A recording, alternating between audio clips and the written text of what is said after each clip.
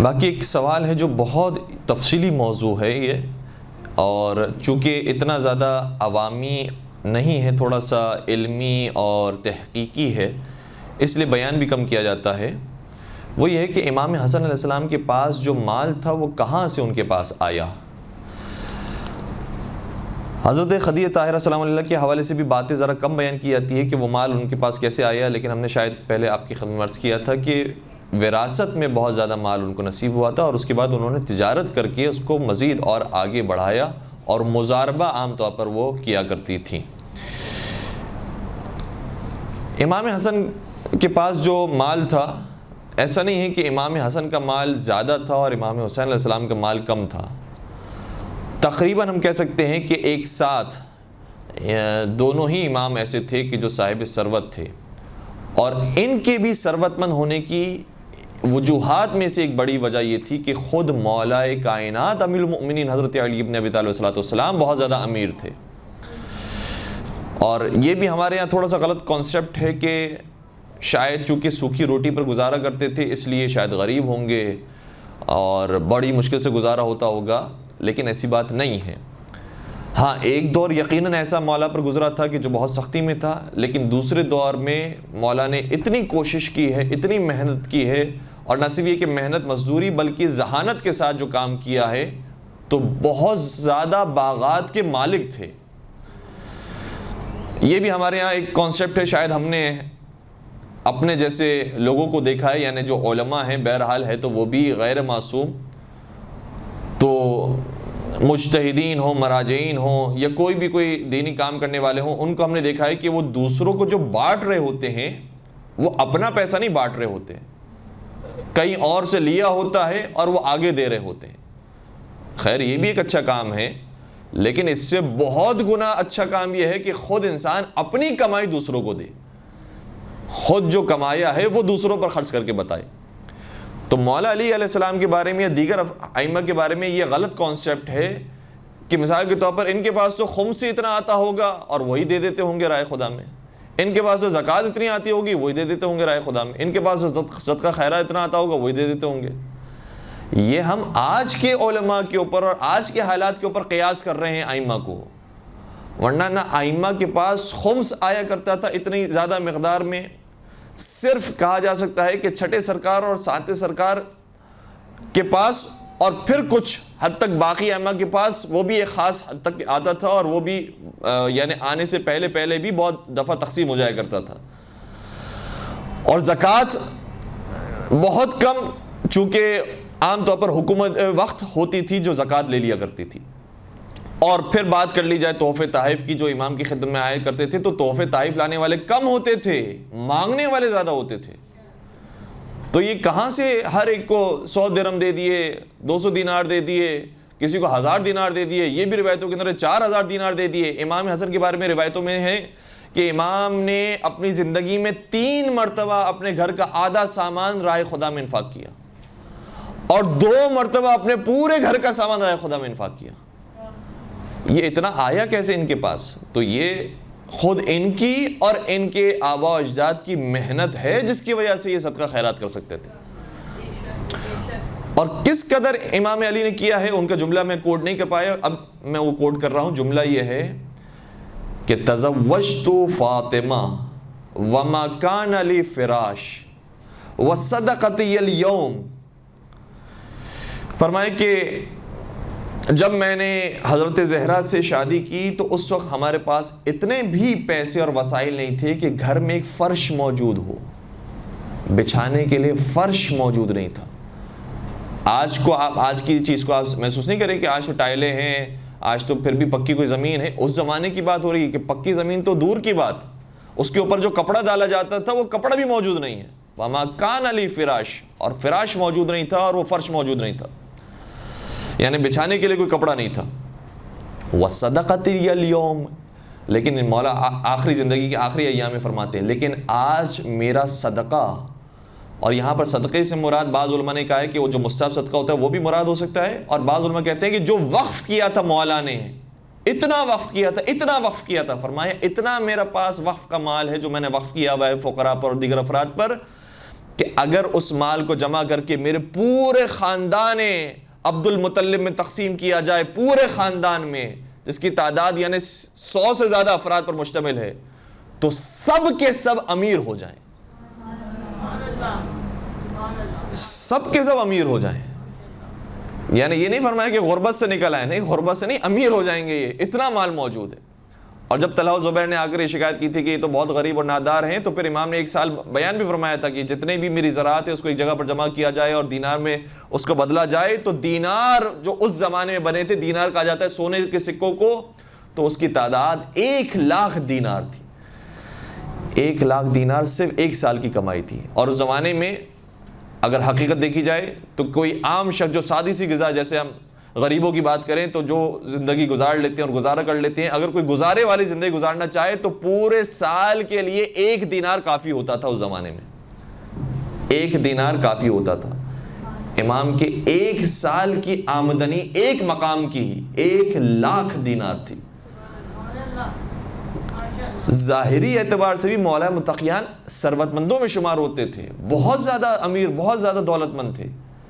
لیکن ہاں، خود یہ بات علماء اہل سنت نے بھی لکھی ہے. ابن ابی الحدید معتزلی نے مثال کے طور پر یہ بات لکھی ہے کہ ابھی کنواں کھودا نہیں ہوتا تھا اور اس کا پانی باہر نہیں آیا ہوتا تھا کہ اس سے پہلے فرماتے تھے کہ اے پروردگار، اس کنویں کے پانی کو میں نے راہ خدا میں وقف کر دیا.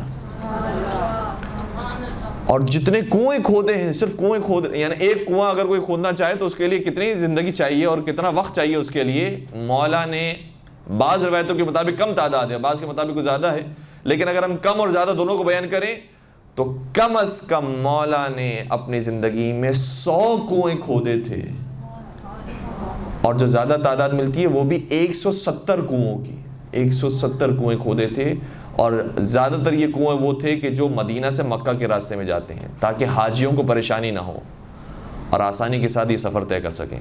اور باغات اتنے زیادہ. خود ایک مقام پر جب موجود تھے، میں خیر حرج بھی نہیں ہے کہ مولا علی کے بارے میں بات بیان ہو رہی ہے، کہ ایک مرتبہ اپنے کاندھے پر یا اپنے مرکب پر ایک بوری لے جا رہے تھے، تو اور کسی نے سوال کیا کہ اے علی، یہ کیا لے جا رہے ہیں؟ تو فرمایا کہ 1,00,000 کھجور کے درخت لے جا رہا ہوں. سوال کرنے والے نے کہا اس میں درخت کیسے آ سکتے ہیں؟ کہا کہ یہ میرے پاس 1,00,000 کھجور کی گٹھلیاں ہیں اور میں سب کو زراعت کرنے کے بعد درخت بناؤں گا. اور امام باقر علیہ السلام ظاہر نے گواہی فرماتے ہیں کہ ہمارے جد نے جتنے بھی یہ بیج بوئے تھے سب سے درخت نکلا. اس طرح سے باغات تیار ہوئے. اور ینبع نامی پورا مقام اور پورا شہر، آج بھی آپ سرچ کریں انٹرنیٹ پر، بہت آسان ہے. مدینے سے ایک فاصلے پر جہاں سے ایک دریا بہتا ہے، اس جگہ پر امام نے ملکیت کچھ تحفتاً پیغمبر اکرم سے ملی تھی، چونکہ پیغمبر اکرم نے سبھی صحابہ کو دی تھی، ایسے نہیں کہ اسپیشلی سے مولا علی کو دی ہے، تمام اصحاب کے درمیان تقسیم کی تھی. لیکن کام کیا ہے ان زمینوں پر تو صرف مولا علی علیہ السلام نے کیا. اور اتنا کام کیا، اتنی زراعت کی، اتنے اس کے اندر درخت لگائے کہ ایک احتمال یہ ہے، جو ایک بہت بڑے استاد نے ہمارے یہ احتمال دیا، کہا کہ سمندر یا دریا کے اس پار پہلے پرندے اور طوطے جایا کرتے تھے، چونکہ وہ اس پار افریقہ لگتا تھا اور افریقہ کے جنگلات مشہور ہیں. لیکن امام کے ان باغات کی وجہ سے یہ باغات اتنے سرسبز ہو گئے کہ ان پرندوں کے موسم کے وقت وہ پرندے پھر افریقہ جانے کے بجائے امام کے شہر ینبع کی طرف آیا کرتے تھے. اور وہاں پر پرندوں کے چہچہانے کی وجہ سے اور طوطوں کی جو آواز نکالی جاتی ہے، وہ بغ بغ کی آواز نکالتے ہیں جو عربی زبان میں لکھا جاتا ہے، اس کی وجہ سے ینبع کے شہر میں سے بعض علاقوں کا نام بغی بغا پڑ گیا. بغی بغا، اور پھر بعد میں جا کر بغی بغات بھی اسے کہا گیا. اتنی زراعت، اتنی محنت مزدوری، اتنا کام کیا ہے مولا متقیان نے. تو ایک بہت بڑا حصہ وراثت میں امام حسن اور امام حسین کو نصیب ہوا. اور پھر ظاہر سی بات ہے کہ جب امام علی نے اس طرح سے محنت مزدوری کی اور کام کیا ہے، تو ہمارے ہر امام نے اسی طرح سے ہی خود اپنے پیروں پر کھڑے ہو کر اپنی زندگی بھی بہتر کی ہے اور اپنے ماننے والوں کی، چاہنے والوں کی، حتیٰ دشمنوں کو کئی مرتبہ عطا کیا ہے اور انہیں راہ راست کی طرف لے کر آئے ہیں. ایک درود پڑھ دیجئے محمد و آل محمد.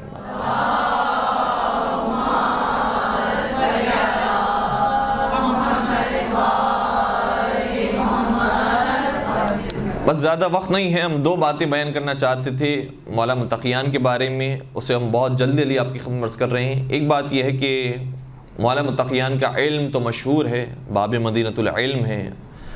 ویسے تو کسی بھی موضوع کا آپ لے لیجئے، اگر تقویٰ کو لیں تو امام المتقین ہے، ایمان کو لیں تو کل ایمان ہے، اور نمازوں کو لیں تو نماز کے بارے میں آیتیں نازل ہوتی ہیں، روزے کو لیں تو روزے کے بارے میں آیتیں نازل ہوتی ہیں۔ ان کی شان تو ہر چیز کے اندر افضل اور اعلیٰ ہے۔ لیکن ایک واقعہ جو ذرا کم بیان کیا جاتا ہے، اور آج ہم کوشش کریں گے کہ اس کو بیان کریں، وہ یہ ہے کہ امام کی خلافت کے زمانے میں ایک شخص مولا کے پاس آیا اور عرض کرنے لگا کہ مولا، ابھی میں اور میرا دوست مل کر ہم کھانا کھا رہے تھے، میرے پاس 3 روٹیاں تھیں، میرے دوست کے پاس 5 روٹیاں تھیں، اتنے میں ایک تیسرا شخص آ گیا اور اس نے کہا کہ تم ہمیں بھی اپنے ساتھ شریک کرو، تو ہم نے اسے بھی شریک کر لیا۔ تو جب ہم نے اسے شریک کر لیا تو اس نے بھی کچھ روٹیاں کھائی۔ جب وہ جانے لگا تو ہم تو سمجھ رہے تھے کہ جیسے فری میں کھانا کھا کے جائے گا، لیکن جب وہ جانے لگا تو وہ 8 درہم رکھ کر گیا۔ درہم کہا جاتا ہے چاندی کے سکوں کو۔ تو میں نے کہا کہ میرے یہ 3 درہم ہونے چاہیے، بلکہ میرے 4 درہم ہونے چاہیے، کیونکہ میں نے بھی اپنی ساری روٹیاں رکھ دی ہیں، اور میرے دوست جس کی 5 روٹیاں تھیں اس نے بھی کہا کہ نہیں 4 درہم نہیں 5 درہم میرے ہونے چاہیے، 4 اگر تقسیم کر لو گے تو یہ تو ٹھیک نہیں ہے، تمہاری 3 روٹیاں تھیں، میری 5 روٹیاں تھیں۔ میں نے کہا نہیں 4 درہم تقسیم ہونے چاہیے۔ اب آپ بتائیے کہ کیا میرا حق 4 درہم کا بنتا ہے یا 3 درہم کا بنتا ہے؟ امام نے پہلا جملہ ارشاد فرمایا کہ کیا دنیا کے مال میں اتنا لڑ رہے ہو؟ تمہیں کیا ہو گیا ہے؟ 1 درہم کی خاطر تم میرے پاس آئے اور یہ مسئلہ لے کر آئے ہو کہ میرے 3 درہم بنتے ہیں یا 4 درہم بنتے ہیں؟ جتنا وہ دے رہا ہے تم اسی کو لے لو، یہی تمہارے حق میں بہتر ہے۔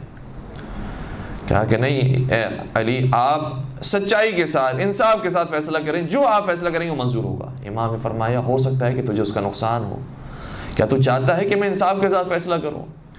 عرض کرنے لگا کہ یا امیر المومنین، آپ جو فیصلہ کریں گے وہ میں خوشی خوشی قبول کروں گا۔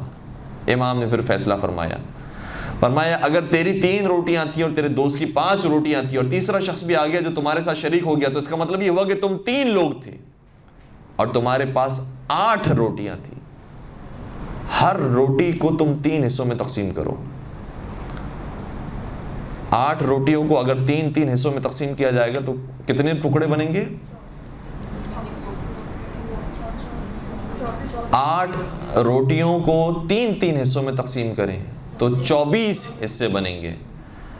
کیا اس کا مطلب یہ ہوا کہ 24 ٹکڑے تھے اور تم تینوں نے اگر برابر سے کھایا ہے تو ان 24 میں سے تم نے بھی 8 ٹکڑے کھائے، تمہارے دوست نے بھی 8 ٹکڑے کھائے، اور جو فلاں شخص آیا تھا اس نے بھی 8 ٹکڑے کھائے؟ کہا کہ ہاں بالکل ٹھیک بات ہے، ایسے ہی ہوگا۔ تو کہا اب یہ بتاؤ کہ تمہارے پاس جو 3 روٹیاں تھیں اس کے کتنے ٹکڑے بنتے ہیں؟ کیا اس کے 9 ٹکڑے بنتے ہیں؟ کیا تم نے اپنے 9 ٹکڑوں میں سے 8 ٹکڑے تو خود کھا لیے، تمہارا بچا کتنا؟ 1 ٹکڑا بچا۔ تمہارے دوست کے پاس 5 روٹیاں تھیں، اس کے کتنے ٹکڑے بنتے ہیں؟ اس کے 15 ٹکڑے بنتے ہیں۔ ان 15 میں سے اس نے بھی اپنے 8 کھا لیے، اس کے کتنے بچے؟ 7۔ کیا تمہارے روٹیوں میں سے تمہارا صرف 1 ٹکڑا بچا اور اس کی 5 روٹیوں میں سے 7 ٹکڑے اس کے بچ گئے؟ اس لیے جو 8 درہم وہ رکھ کر گیا ہے، نہ اس میں تمہارا 4 کا حق بنتا ہے، نہ 3 کا حق بنتا ہے، بلکہ صرف 1 درہم کا حق بنتا ہے۔ درود پڑھ دیجیے گا محمد و آل محمد۔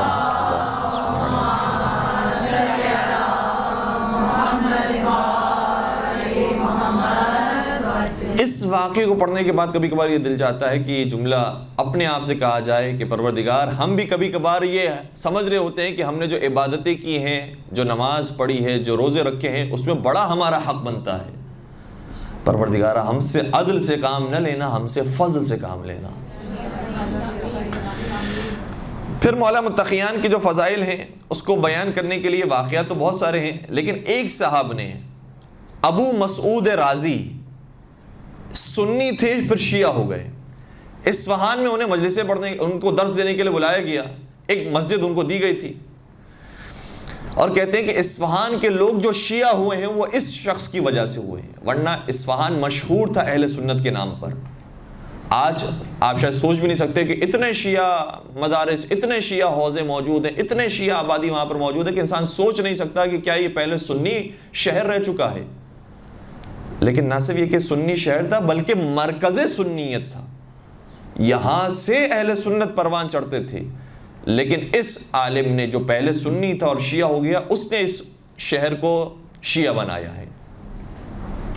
کیسے بنایا؟ جب یہ حاضر ہوئے ان کے دل میں بڑا درد تھا کہ امام علی بہت مظلوم ہے، لوگوں نے ان کے فضائل کی قدر نہیں کی۔ کیوں قدر نہیں کی؟ کیونکہ ان کے بڑوں کو مارا تھا علی نے، کیونکہ ان کے بزرگوں سے علی کا مقابلہ رہا ہے، اس لیے لوگوں نے علی کی قدر نہیں کی۔ چاہا کہ مولا علی کے فضائل کو بیان کریں، لیکن کیسے بیان کریں؟ مصائب کو بیان کریں، لیکن کیسے بیان کریں؟ جنگوں کو بیان کریں، کیسے بیان کریں؟ کچھ بیان نہیں ہو سکتا۔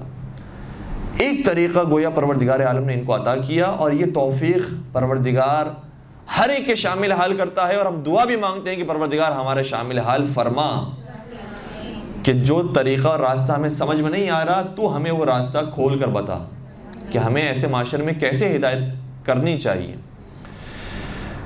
انہوں نے ایک دن آئے اور کہا کہ میں آج ایک نبی اکرم کے صحابی کا ذکر کرتا ہوں کہ جن کی نمازیں ایسی تھیں، اور نمازوں کے بارے میں اتنی باتیں بیان کی کہ وہ جب نماز پڑھتے تھے تو بہت گریا کرتے تھے، نماز پڑھتے تھے تو اتنا گریا کہ وہ گریا کرتے کرتے گویا دنیا سے رخصت ہو جاتے تھے اور بے ہوش ہو جاتے تھے، اور ایسی نمازیں کہ ان کی شان میں آیتیں اترتی تھیں۔ ایک دن نماز کے اوپر گفتگو کی کہ وہ صحابی ایسے تھے، دوسرے دن آئے پھر روزے پر گفتگو کی، کیا ان کے روزے ہوتے تھے، خود بھوکے رہتے تھے لیکن لوگوں کو کھانا کھلاتے تھے، ان کے روزے پر گفتگو کی، وہ صحابی اتنے عظیم صحابی تھے۔ تیسرا دن آیا ان کے جہاد پر گفتگو کی، تو جہاد پر ان کے بڑے فضائل بیان کیے، لیکن صحابی کہتے تھے نام نہیں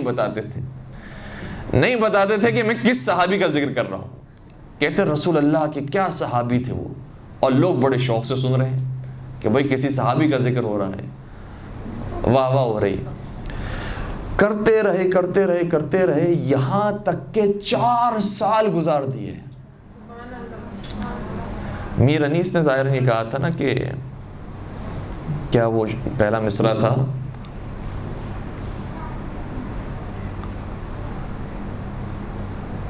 کوئی بھی خطا آل سے موسوم نہیں، کوئی بھی خطا آل سے موسوم نہیں، کتنے ہی فضائل ہیں جو مرقوم نہیں، کتنے ہی فضائل ہیں جو مرقوم نہیں، یا رب تیرے حیدر کے فضائل کی حدیں خود تیرے فرشتوں کو بھی معلوم نہیں۔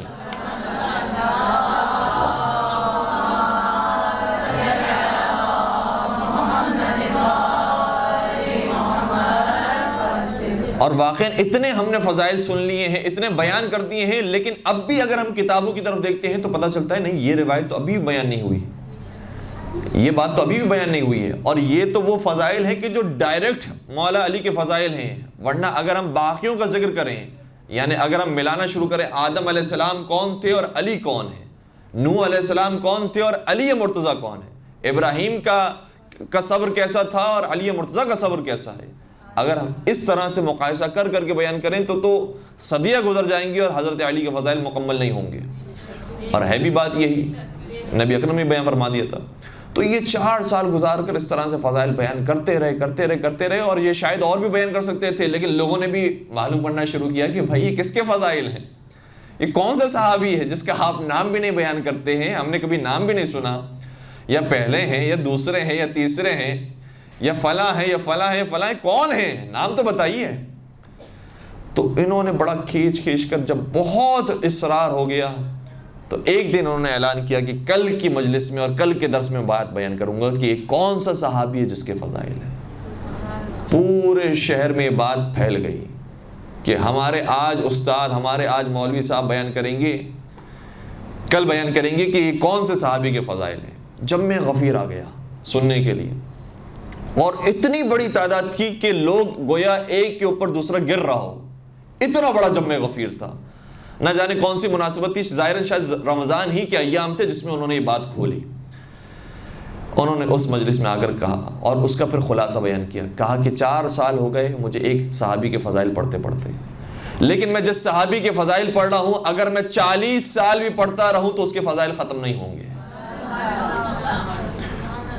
اور کہا کہ اس کی نمازوں کا تم نے ذکر سن لیا، نمازوں کا خلاصہ ایک جملے بیان کیا، روزوں کا خلاصہ، حج کا خلاصہ، جہاد کا، زکوٰۃ کا، ساری چیزوں کا خلاصہ ایک ایک جملے کے اندر بیان کیا، پورا خلاصہ اس صحابی کے اس مجلس کے اندر بیان کیا۔ کہا کہ جانتے ہو کہ جس کے فضائل پڑھ پڑھ کر میں تمہارے سامنے یہ بیان کرنے پر مجبور ہو رہا ہوں، اور تم سن سن کر اصرار کر رہے ہو مجھ سے کہ بتاؤ کہ وہ کون سا صحابی ہے، وہ کوئی اور نہیں، مظلوم تاریخ، ہمارا اور آپ کا مولا اور آقا، امیر کائنات، امیر المؤمنین، حضرت علی ابن ابی طالب علیہ الصلاۃ والسلام۔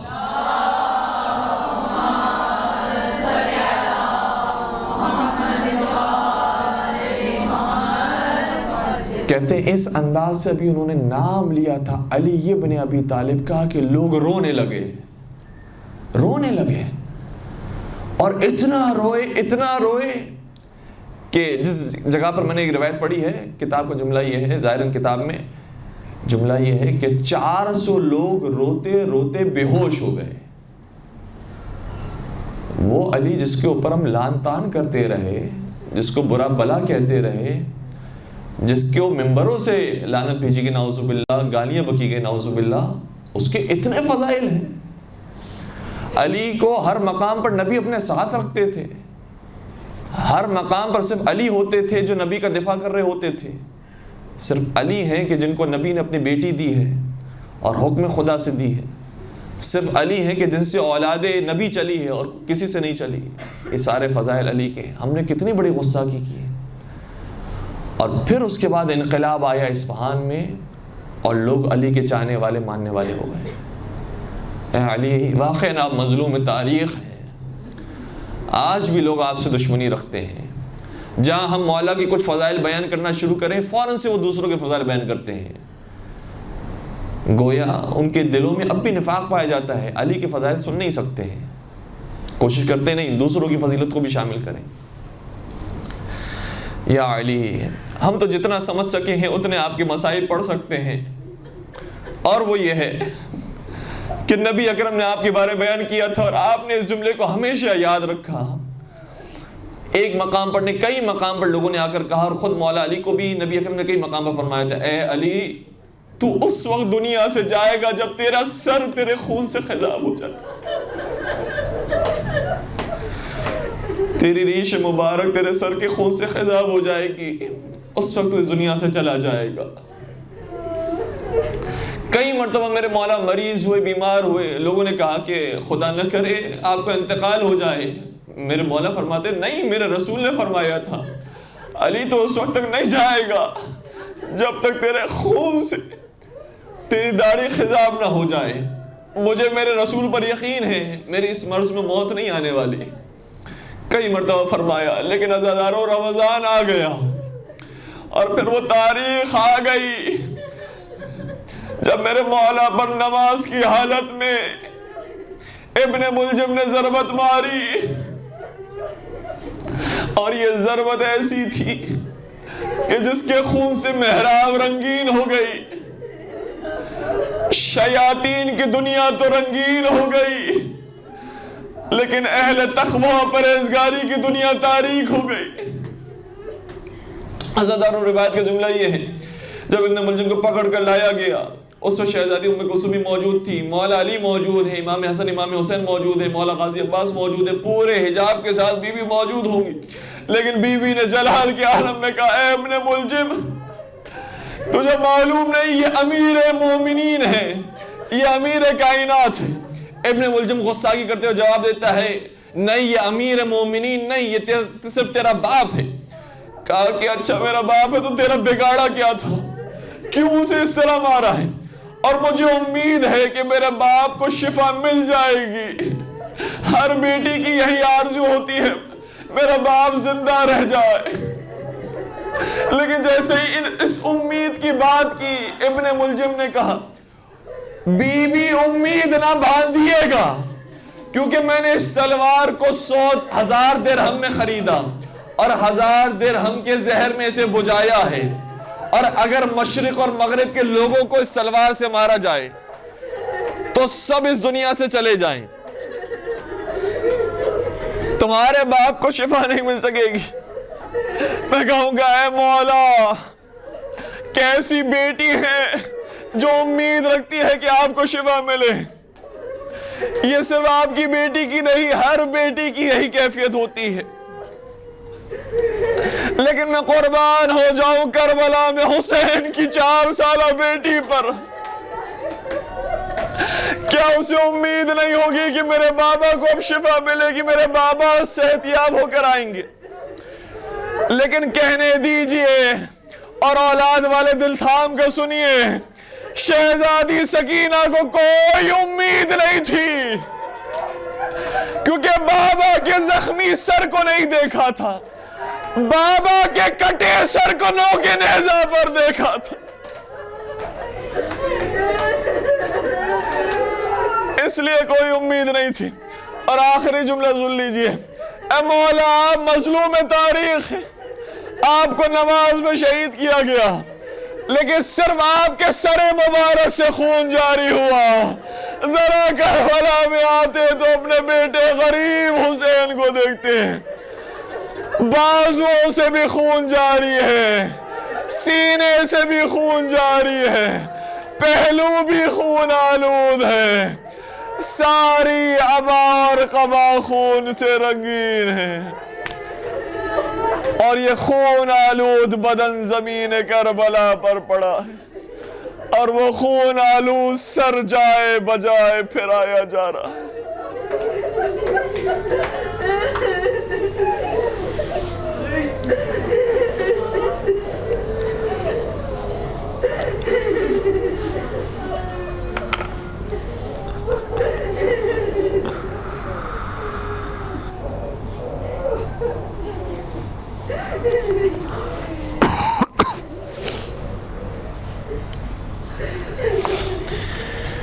الا ولعنت اللہ علی القوم الظالمین وسيعلم الذین ظلموا ای منقلب ینقلبون. پروردگارہ ان آنسو کو رومال حضرت سیدہ کائنات میں جگہ نصیب فرما، ان آوازوں پر اپنی رحمت نازل فرما. پروردگارہ اس قلیل سی عبادت کو اپنی بارگاہ میں قبول فرما، ہمارے گناہ کبیرہ و صغیرہ کی مغفرت فرما، ہمارے مرحومین کی مغفرت فرما. پروردگارہ محبت اہل بیت کے ساتھ جینا اور مرنا نصیب فرما، قرآن اور اہل بیت کے دامن سے ہمیشہ متمسک رہنے کی توفیق نصیب فرما. پروردگارہ تمام مظالم سے انتقام کے لیے اپنی آخری حجت اور ہادی امام عصر و زمان کے ظہور میں تعجیل فرما، ہمیں ان کے عاشقین، محبین، سچے چاہنے والے اور ماننے والوں میں شمار فرما. ربنا تقبل منا انک انت السمیع العلیم وتب علینا انک انت التواب الرحیم برحمتک یا ارحم الراحمین.